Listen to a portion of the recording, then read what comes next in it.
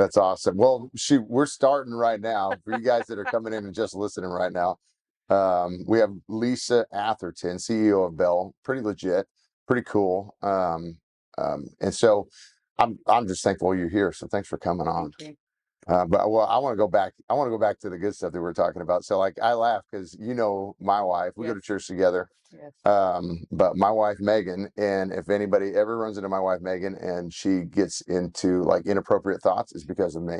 So she blames me for having a dirty mind. So, She's awesome. She's awesome. You guys are a great pair. I love it. Yeah. I love it. Yeah. You and your kids are awesome too. Oh my gosh. I had Hank punch me in the face for reading a book wrong. And so I had to say, we're Raising abusive. them right. Yeah. You're raising them right. Look, Grace. I mean, it's the whole thing. So yeah. It's awesome. Yeah. Well, but let's talk about you a little bit. So you have a cool rap sheet. So, Air Force Academy, 8 years service, Textron, COO to CEO here, Jim, your husband, kids. This is a pretty cool place to be in life. And a lot of us, not a lot of us, but a lot of people look at that as, and how I kind of relate is like my time in the NFL, or even where we're at right now, where, you may have been like me, where I'm like, I have even bigger aspirations. I got a monster vision of what this thing is going to be. But some people look at that and they're like, must be nice to be where you're at, right? Which is a common kind of theme that we bring up. Really, I like to dispel that a ton, because that's not the must be nice. This was not handed to you, and this was worked for. And so I love to jump into that. So like, if you don't mind, like, start.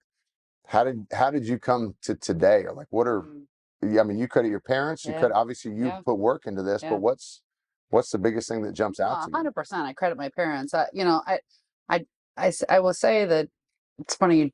You talked about thinking back about where you were to where you are. Jim and I were just talking to Hayden the other day. Hayden has a girlfriend now, and they wanted to have a picnic and look at the stars. And we have a telescope that we like to look at the stars. And so he said, Mom, I want to make a charcuterie board. And I was like, say it again. And but Bless you. so yes, yeah. So we go to the store and he wants to get like the organic this and the high end cheese this. And I was like, well, look here, son. I was like, this one here is it's gonna expire in 2 days, so it's reduced. And you can get this over here, 2 for $5, and you can get this. So we're walking through, and I'm saved him about $25 of putting together stuff just for looking for the deals. And he stopped in the aisle and he's like, Mom, do you always do this? And I said, what are you talking about? And he said, do you always like just look for discounts? I was like, are you just doing this because it's me? And I said, no. I was like, we always look for the deal. And he goes, but you have so much money. Why do you care if it's a discount? And I said, that's how you keep your money, son. You look for the good deal, you take care of, and you steward your money well. And so it was a real moment for him to like kind of, because he has not seen us. I said, you don't even know what newspapers are, kid, but when the newspapers used to get delivered on Sundays, we would clip coupons every Sunday morning, and then we would write out a plan for the next 2 weeks, and then we would go to the commissary on the base, and we would shop for an entire 2 weeks. And we have older kids, and we'll get to that story, but we would do a snack basket, and the snacks were in the basket, and if the snacks ran out at the end of the 2 weeks, there was no more snacks. So you had to wait until we went back to the store 2 weeks later to fill up again. So I think it's, in essence, there's a lot of like muscle memory that you build along the way that allows you to steward well. And I really think that this is why I want Hayden to go through it, because he needs to have that muscle memory. He can't walk into life just thinking he has, because it will not do him well down the road, because he will waste. And so I think part of this, and we may get into it, but as you get to a point and you have children where you've already reached a certain level of wealth, well, you better work hard to make sure they learn those gritty lessons you had to learn, because you're not giving them the wisdom that they're going to need down the road. So anyway, I know that's not where you want to start. No, but that's it. That's exactly. That's we had what on average wealth is lost in the third generation, right? And it's what I think is really cool to see, because there's attitudes all over the board, but what I think is really cool to see is to see parents or grandparents or people that have been a part of amassing that to put that down, Yeah. right? So it was seeing Shy Anderson with the Jones family, the Dallas Cowboys, starting in the equipment Yeah. portion, learning every portion of the business. And it was not long ago, Alicia Mondavi coming on from the Mondavi wine family. Wow. Her and her sisters are fourth generation, right? And they are dead set on making sure this is in their family for another 100 years. And so like that attitude is the best, Yeah. right? And so, but it's been so now, was that something your parents instilled in you? For sure. My mom grew up on a farm in upstate Pennsylvania. And so she was the middle of 7 kids. And this was a get up at 4 in the morning and you are, putting hay out, you're gathering eggs. They had 12,000 chickens and 220 dairy cows. And so my grandfather had that, it was called Green's Egorama. So he had the farm. And then he also had a couple of bus. And so they would drive bus. They would contract with the county and drive kids to school. So they'd work the farm, then they would do the bus route, then they come back and work the farm, then do the bus route. And there were a lot of Amish in the area. And so he worked with the Amish and in trade. And so he would get furniture from them and drive them where they needed to go. He also, for a period of time, when someone would pass away at the hospital, there was a mortuary services guy that would call him up and say, "Hey, Everett, can you go pick up a body for me?" And so he would go take the body and deliver it. And then the guy eventually started teaching him how to do the embalming. And so over time, he became part of the mortuary services. I mean, he just, whatever it took to earn money for his family. And I think that was built into my mom for sure. And so when she was raising us, she and my dad, and I can get to my dad's story too, which is a cool one, but my mom and dad built a house and they would build it and we live in a part of it and they would just keep building on. And so everything was modeled for us of tenacity and perseverance. And of course, she also would save every bread bag that the bread came in would get rinsed out and get put in a drawer. And so tinfoil was sometimes kind of washed off and saved. I mean, we were very frugal, but so I don't do all of that now, but there was certainly, we were certainly very frugal growing up. My dad was the youngest of 7 and his parents, my grandfather started off working on the railroad and then became a prison guard in Zephyr Hills. And my grandma was a stay-at-home mom, and my dad was actually a tumor for a few months, so he was number 7. Oh, And they thought she was actually had a tumor because this was 1946, and then realized 4 months in that they were pregnant. She was pregnant. So, in 1946, you don't like have all of those ways to tell if. And so they the were very surprised. sonogram, Yeah, the yeah, sound. yeah. So my Uncle Floyd, who was number 6 of the kids, was 10 when my dad was born. So his story is very similar to our son Hayden, who is about to turn 18, and his older siblings are all in their 30s. So we just have a really crazy family story of all the different things going on. But my dad was the first in his family to go to college. Okay. And so all of his older siblings either went into the service or just went to work. And so my grandma, his dad died when he was, I believe, 12. And then so my grandma raised him. And my dad had some issues when he was 6. He got held back in school. He's very sick. And then he got held back a second time. And he had a teacher pour into him in the 7th grade and really said, "Ron, we're gonna figure this out. We're gonna get you caught up." And so he would go to summer school, he would take extra classes. And back then they allowed him, so he skipped a grade to get caught up, and had a coach, Coach McKinney, who was his basketball coach. I had a Coach Yeah. McKinney So in high Coach, school. yeah, It's so awesome. Coach Okay. McKinney really just kind of took my dad and became a father to him after my dad had lost my grandpa, and inspired my dad to be a teacher. And so this is now Vietnam era, and my dad went off to play basketball at a junior college up in Alabama, and then went over to Troy State and finished up at Troy State with the ambition to be a teacher. And the Ray Stewart, who was the principal at my dad's high school, said, Ron, if you finish and you finish well, there'll be a job waiting here for you. And so he came back to Zephyr Hills High School as a math teacher and spent 35 years there. Oh, I get a little emotional for a second. And so he was my principal. He was my, Wow. and so my whole life. And so my mom eventually went on and got her math degree and became a math teacher as well. So my whole childhood, parents were always there. And there was times where that's annoying, but they were always there. We have family pictures at homecoming together. You know, you're supposed to go with your boyfriend or for your date. It's my family. So we get a family photo because they were the chaperones at the homecoming, which was not great, but That's awkward. but they were there. I mean, they were there for every sport, every practice, I mean, they were just always there, and they modeled a good marriage.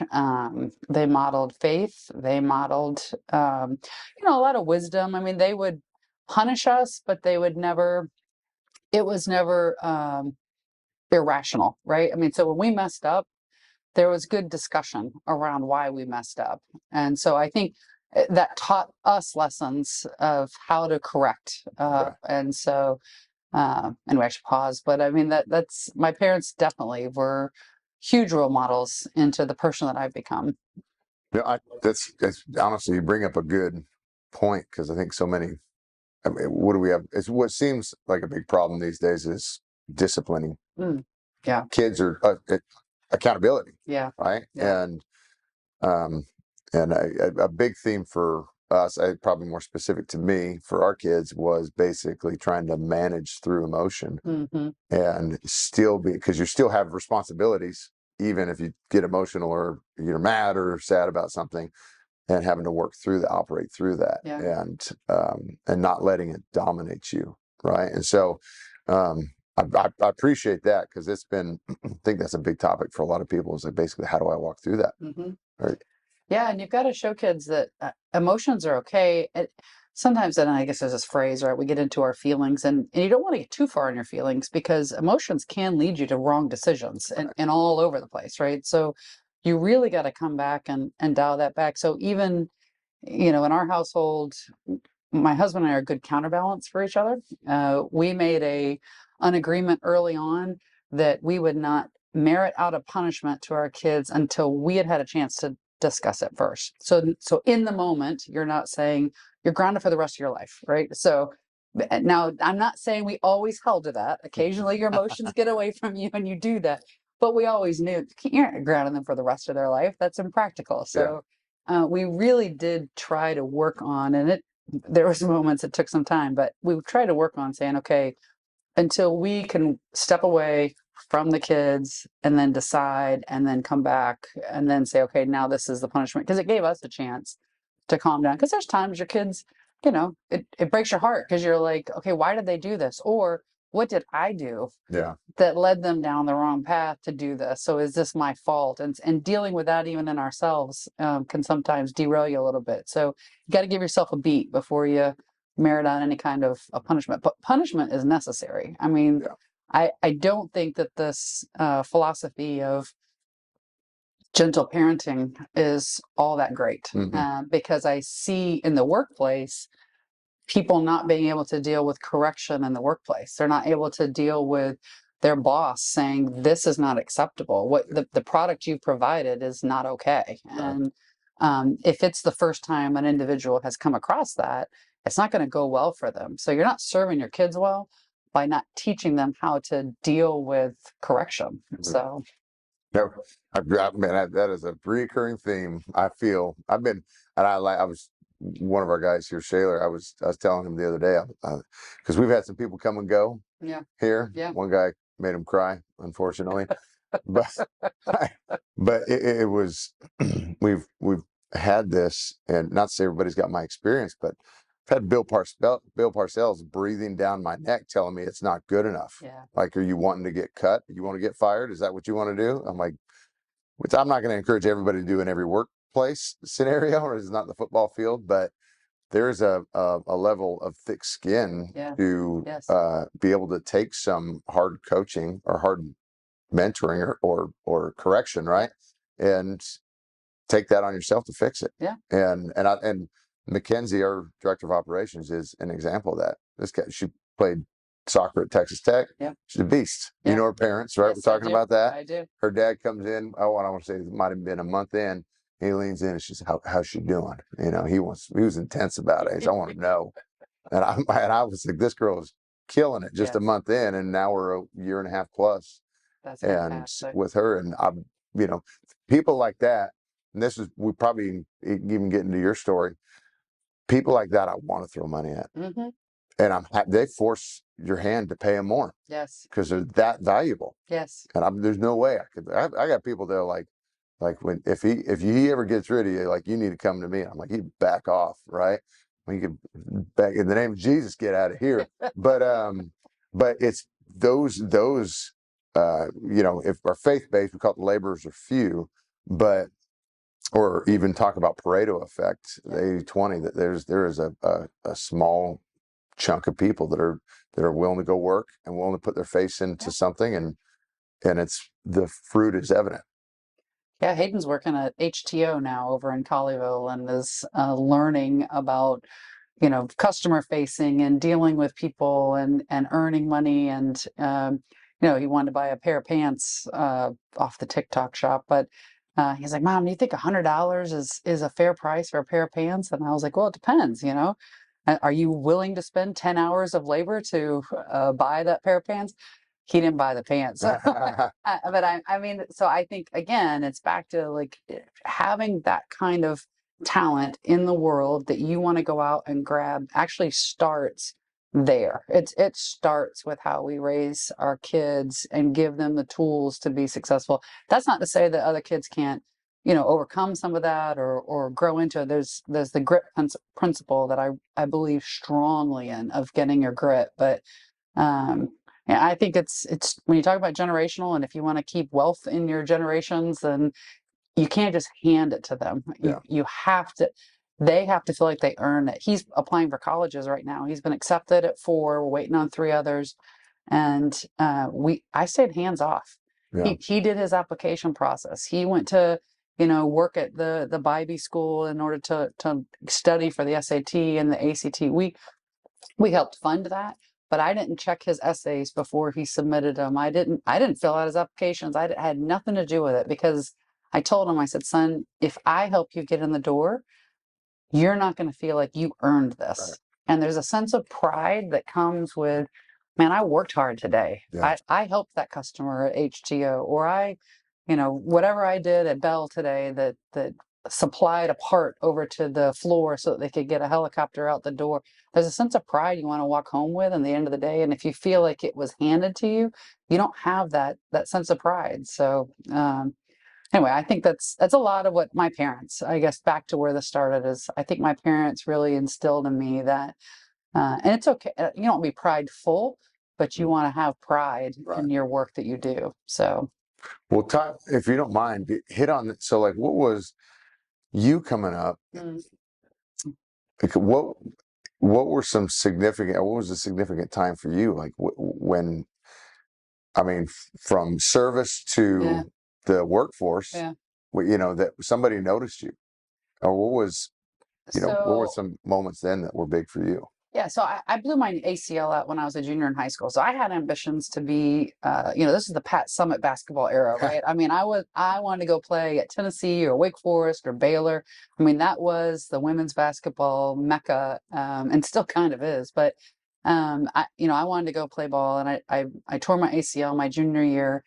And the letters stopped coming, right? So the scholarship opportunities and the people who were interested in watching me the next year. I feel that. Yeah. So the letters stopped coming, and Mr. Benedini, who was the guidance counselor at our school, and there was a guy that lived around the corner from us who had gone to the Air Force Academy. I was like, okay, I want to try to go to the Air Force Academy. And so he sent a note to them. Well, I got disqualified because of my knee. So I was medically disqualified from the Air Force Academy because of my knee. And so Mr. Benedini sent a note to the liaison officer, and he sent a note to the basketball coach at the Air Force Academy. And she was like, hey, if she can go get this rehabbed, and if she'll work hard, we're going to figure out a way. And so they opened up a door for me to be able to go to the Air Force Academy that was shut. And so when you go back again, I keep coming back to this word grit, but I mean, I had to work so hard to rehab that knee to be able to show them that I could pass the physical fitness test, that I could do my, turns on the basketball court. Unfortunately, I ended up tearing it again when I was out there. So my basketball career ended after a year at the academy. But once you're at the academy, you're at the academy. Yeah. And so that opened up this world of understanding our nation's history, our military, our freedoms, a reason we should have, a patriotic point of view, that people have died in order to give us the freedoms. I think, as a little bit of a sidebar, I really think everyone, if possible, should try to explore other cultures and countries to understand, not just from other people's points of view. I think it's really healthy to understand how other people process information, other cultures, but also to understand. I've been to some places in the world where I'm like, man, are we blessed? Yeah. This country is so blessed. And so, having that experience at the Air Force Academy, it's also, they call it a leadership lab because that's exactly what it is. I mean, you learn to lead each other. You learn how to lead peers. You learn what it is. I mean, the officers would go home at night. We're kind of policing ourselves at the academy every night. And so, I mean, it's a structure. It's not your normal college experience, but it taught me a ton about leadership, tenacity. And listen, I was I was probably the bottom third graduates, right? I mean, I wasn't like crushing it in the classroom, but I got through it. And again, it's kind of that other building block of muscle memory of getting through it. And I mean, it gave me, we took every engineering class under the sun. I mean, astro, aero, thermal, electrical, mechanical, civil. I mean, you name it. I've got this broad base of knowledge that helped prepare me for the world that I'm in today. And I didn't even know at the time that I was getting that knowledge. And so that's the other thing I think you can't miss. There's moments in your life that you're getting prepared for something that you don't even realize that you're being prepared for. Yeah. And it may not be what you think, right? I mean, but you're going to look back on it someday and go, okay, I see it. That's why that happened. So anyway, that's how the Air Force Academy. I met my husband at Langley Air Force Base. He was also in the military, and I tell everybody he was my package deal. So he was a single dad of three, 12 years older than I am. And it was crazy. I mean, he was enlisted, I was an officer. And so you can't do that. You can't get married enlisted officer in the military. So I had to, at the time, some services could. Anyway, it's a long story. Okay. But I had to resign my commission in order to get married to him. Oh, wow. So this is a point that I really look back on as a decision point for me, where I knew what I needed to do, and my parents were not on board with this. Right? They're like, you fought through to get through the Air Force Academy. You're an officer in the Air Force. This man is 12 years older, a single father of three. Why would you walk away from this to marry him? And they just did not understand it. And plus, at the time I'm 23, 24 years old, and at the time you think you know everything. So you don't know, Mom. But I remember telling my dad, I was like, Dad, you raised me. And I was like, you have to trust that you raised me right. And you raised me to make the right decision. And Jim and I just celebrated 25 years of marriage. Come on. So That's I mean, awesome. so I think we did okay. And so, those were my bonus kids, and I raised them as mine, and we got 6 grandkids now. And then we've got our bio kid, who's our true miracle, Hayden. Bio kid. And he'll be 18 here in a few weeks. So I mean, it is funny how you just kind of walk through these steps. But back to my grandpa. I mean, my grandpa is the one who pulled Jim aside, and he said, "Do you love my granddaughter? Are you going to take good care of her? Then you got my blessing." And so anyway, I mean, that's awesome. That's awesome. Yeah. I love that. Those are good dad or grandpa moments. Like, especially for men, where I feel like I'm called to a lot of times. It's probably because of the stuff that I've had in my life, similar. But it's just that those are the guys you like. Yeah. Right? Even Coach McKinney, Yeah. we talk about, like, coaches ended up being huge father figures Yes. for me, Yes. and so I identified with those types of guys. I'm like, stern, and they were kind of intimidating the way they leaned into you, and so now there's no wonder that I do it to other guys now. Like, could you handle this lean in a little bit? Yeah. And it's a test, and so, but to me, it shows a ton of love for you, right? And how cool that is to make sure that this guy, as I'm testing this guy right now, that he could stand up to me potentially to protect you. Yeah. So that's cool. That is That's cool. just neat. Okay, so shift. So you're married. How did you resign? You went into I mean, where you're at today. Let's just say, like, you were.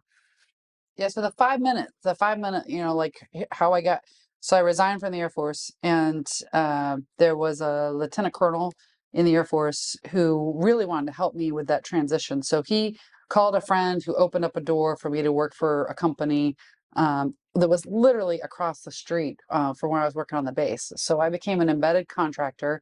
Working at Air Combat Command in the Director of Requirements. So I just shifted uniforms, right, from getting out of a daily Air Force uniform into civilian clothes, but I went into the base every single day and worked at Air Combat Command.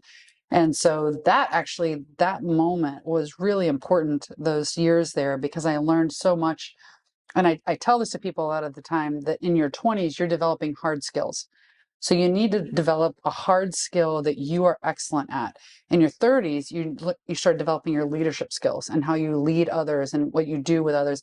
And then your 40s, and this has just been my story, but in my 40s, that's when it just kind of like scaled. And so, but if you don't have a hard skill, like, a finance or an accountant or an engineer or something that you are excellent at, it's hard to lead others because they don't know why do you have the credibility to say that you're excellent at whatever it is? So, so in that period of time really taught me a lot about what we call the POM in the Air Force, so programming, planning, and budgeting, requirement setting for the combat air forces. And so I did that. And there was a gentleman there, Mark Rafferty, who has since passed, but and to this day, I call Betsy, his wife, every time I get a promotion, because Mark was always the first person I call whenever I got a promotion. And but Mark saw something in me. You talked about somebody seeing you. He saw something in me because I was just building PowerPoint charts. And this is how old I am, Corey. So I mean, none of them knew how to do PowerPoint. Microsoft Word and PowerPoint was all new, right? And so I was like doing like fly-ins and music, and I mean, I was making these PowerPoint charts. And he was running a training class, but he didn't know how to build the material. So as he's building the material, I'm asking him questions, and I'm like, so what does that mean? So what does this bullet mean? Why do you have to do this to do this? And as far as the content, and because of that curiosity, he started teaching me.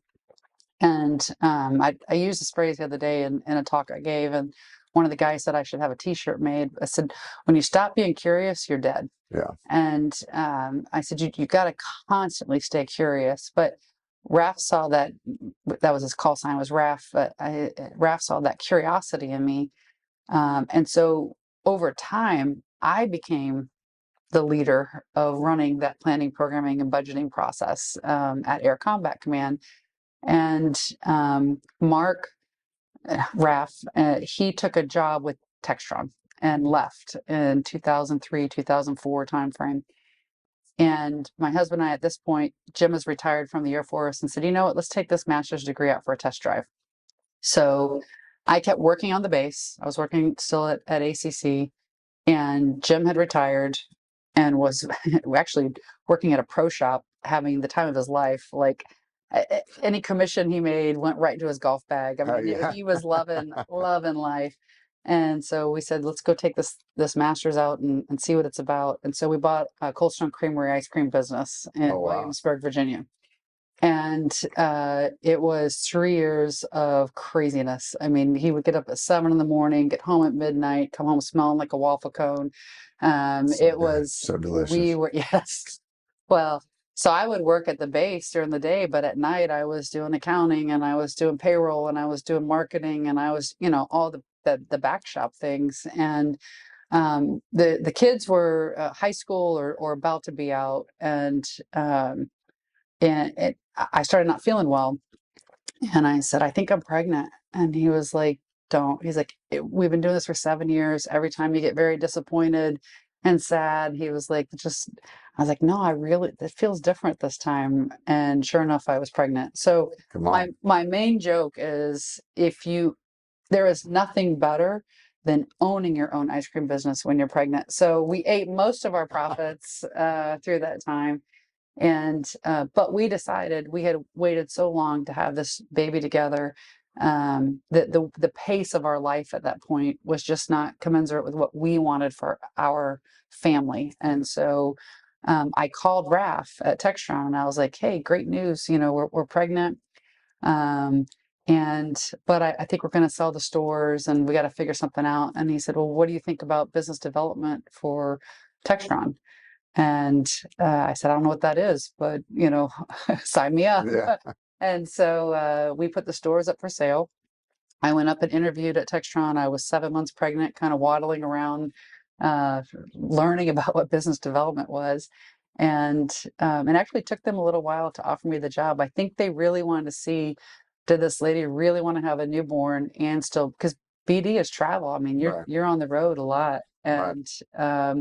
And we made the decision then. Jim became a stay-at-home dad. We sold the stores. We moved to New England, lived in New Hampshire. I worked outside Boston, and it was just a different chapter. I mean, we moved from this very military.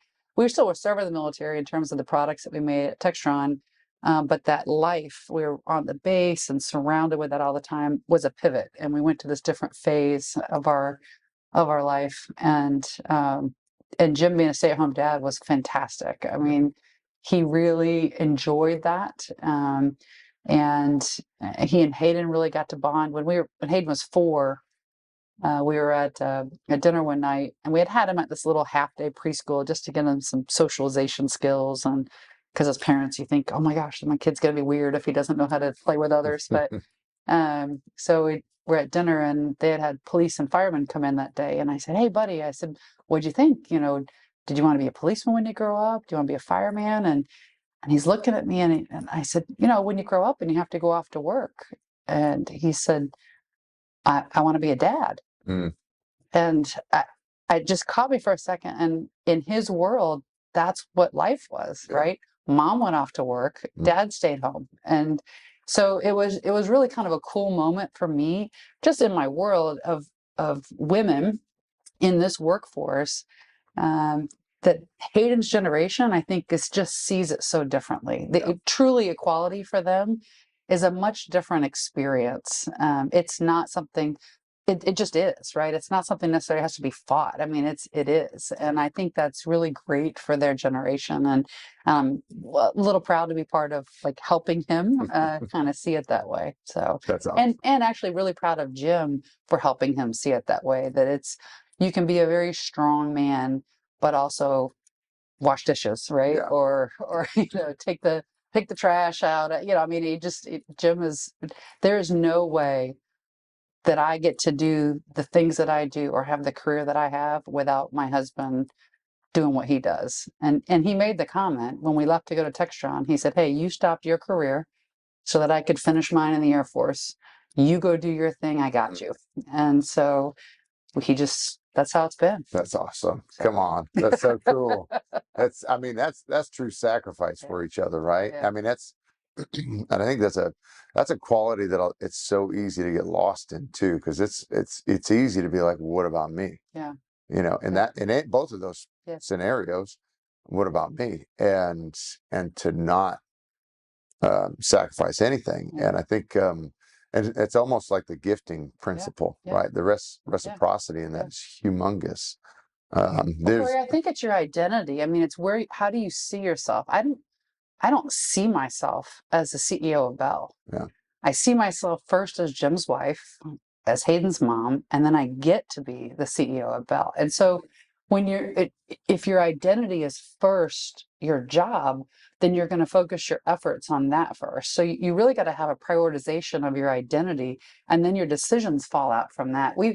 We talk about, Jim and I talk about jobs of things that we've turned down in the past because it didn't make sense for us first. It might have made sense for my career, but it didn't make sense for us. It didn't make sense for where Hayden was. And so because I really think those decisions have been honored because we put our priorities first, and then other things opened up where God's like, okay, here we go, so anyway.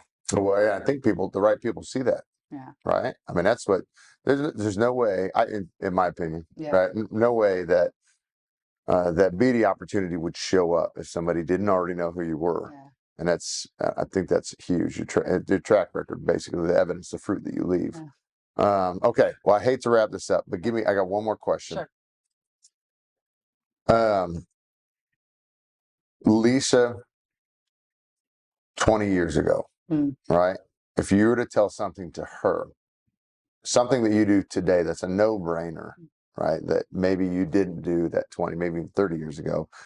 What would you tell her if she was starting over at a different, or even in the very same place? But what would you tell her 20 years ago? Well, that's a good question. Well, first off, I would tell her, give yourself some grace, right? I mean, I have a tendency, even now, to relitigate everything in my brain that I said that day, who I engaged with, was this a bad, why did I say that? I mean, we're going to leave here, I'm going to get in the car and say, what are you doing? But to give yourself some grace, and be okay with the fact that you have certain gifts, and I think that the other thing is lean into those gifts. And it took me a minute to be okay with the fact that I enjoy being in charge, and being okay with the fact that I have those gifts. So don't try to push them down. As women, sometimes we try to pull back. We don't lean in and embrace and say, yeah, I am really freaking good at this. I mean, it's just not, we're not trained up to be that way. And again, I think back to, like I said, a Hayden's generation, that's changing a little bit. So you don't want to get prideful and you don't want to get arrogant, but at the same time, you're given certain sets of gifts. Right. And you're actually doing a disservice if you don't push into and own those gifts and live that out. And so I think there was a period of time where I struggled with being okay with the fact that I wanted that. I wanted that job. I wanted to go get that. And not do it in an arrogant way, and not do it in a way where you stepped on anybody. I mean, do it the right way. But I think if I had to go back, I'd tell myself earlier, be okay with that. The second thing I'd say is, every day, and I tell folks at work this all the time, when I walk through the doors, when I walk in, I pray for wisdom and discernment every single day. When I walk in, I said, Lord, give me wisdom and discernment today, because I need that to make good decisions. I haven't always leaned into that, right? And so sometimes I've made bad decisions out of my own selfishness, instead of taking a minute and thinking through wisdom and discernment around that. I think I've gotten a lot better at it over the years, and certainly Jim and I try to do that together. But I would say I probably would tell myself earlier on, hey, you need to take a minute, pray about it, think about it, talk to your wisdom, counsel around you, before you just kind of rush headlong into it. But and I'd probably tell her, get some exercise, because I think well, it's the athlete. yeah, because I'm 50 now, and so you hit a point and you want to make sure you're healthy, and I've seen others on this journey that it'll catch up to, stress will catch up to you. You need your sleep, you need your exercise, you need to take care of your body, because you can't do these things unless you take care of yourself. And I think creating that those habits earlier on, I'd probably tell myself. You probably didn't think I was going to say that, but No. Hey, I get it. I feel it yeah, because our life is so, as athletes at one point, yeah, right? That's our life yeah, revolved around yeah, the gym and the court or the yeah. field or whatever, and so taking a break is kind of nice. Yes. And so now I didn't want to linemen in my work. They either got really fat or lost a bunch of weight. I didn't want to go really fat route. So I still fluctuate. I want to eat the whole pizza, Yeah. but it's But I true. could if I wanted Yeah, to. exactly. Yeah.